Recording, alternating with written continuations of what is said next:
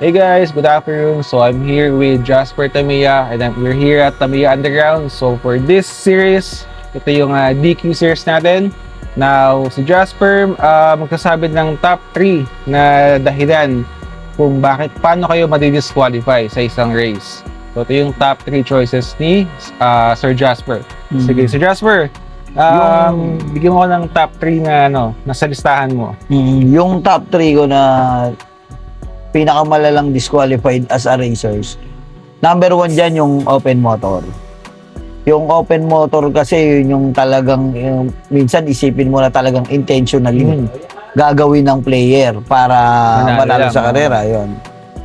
Yun. Then second ko naman ay yung mixing of gear, which is kahit anong kategory laro mo sa Tamiya, sa ako naman, sa lahat ng na-experience ko sa ibang kategory, yun yung talagang bawal. Yung dalawa na yun, yung open motor, mixed gear, then isini-implement nila yung dimension.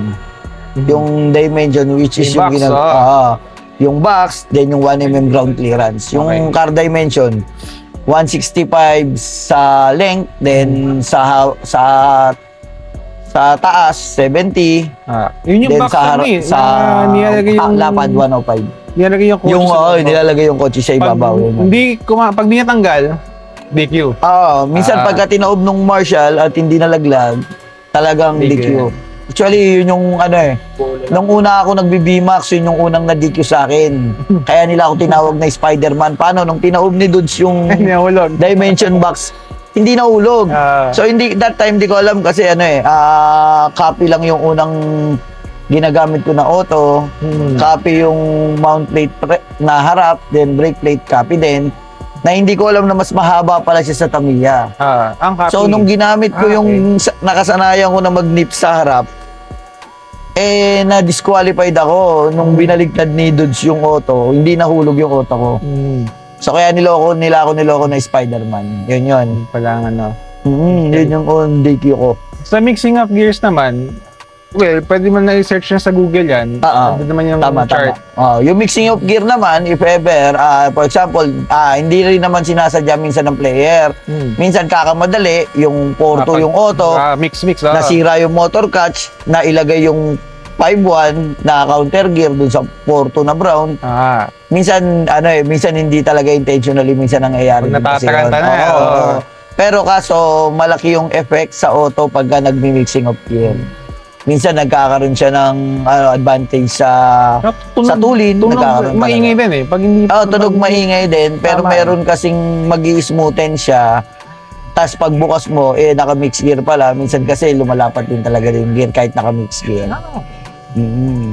So talaga siyang bawal. Lahat ng nalaroan kong category ever since speed tech, pro stock, back stock, ayan. Kahit sa namang category open class, bawal naman yung mixing of gear. Alright, sige. So yun guys, top 3 na dahilan kung paano kayo madi-disqualify sa isang race. Yun, maraming matayong episode coming up. So, konti-unti muna tayo. Shout out or may pa-promote ng product? Shout out sa Tamiya Underground. Eto, break-in. Ako yung nagbe-break-in ngayon sa Tamiya Underground. Pagka gusto nyo ng makina, contact lang kayo sa page namin. Shout out sa grupo ko, Speedstars. Lalo na kay Alex, shout out sa'yo. Coach Alex. Okay, Coach Alex. Magkano pala sa Jasper ang naka-break-in na motor? Ang naka-break-in motor namin dito sa TU is 350. Okay. 350 yung mga naka-break-in namin na Sprint, Power, kahit Dual Shop, Hyper Dash, Mac Dash, 350. Pero minsan nagsisale si Kuya. Gawa na pag marami kaming stocks, then parang nagsisale naman dyan. Pagka minsan holiday or gusto lang mag-sale ni Kuya, nagbababa kami ng presyo. Tapos nakalagay naman doon sa box, sa carton. Yung RPM, nilalagay dito. Yan. Nilalagay yung RPM, then yung ampere pinalalagay na ng mga player ngayon. Nagre-request sila pa kung nailagay na yung ampere para may idea rin sila sa consumption ng battery. Okay. So kaya nilalagay na yon. Dati RPM lang Dati RPM lang. Pag minsan palakasan lang ng RPM. Ngayon kasi yung mga player marunong na rin sa consumption ng battery. Alright, sige. So yun lang guys. Thanks for everyone. Thanks for watching. Don't like to like, subscribe, and share for more Tamiya contents. Thank you. Thank you.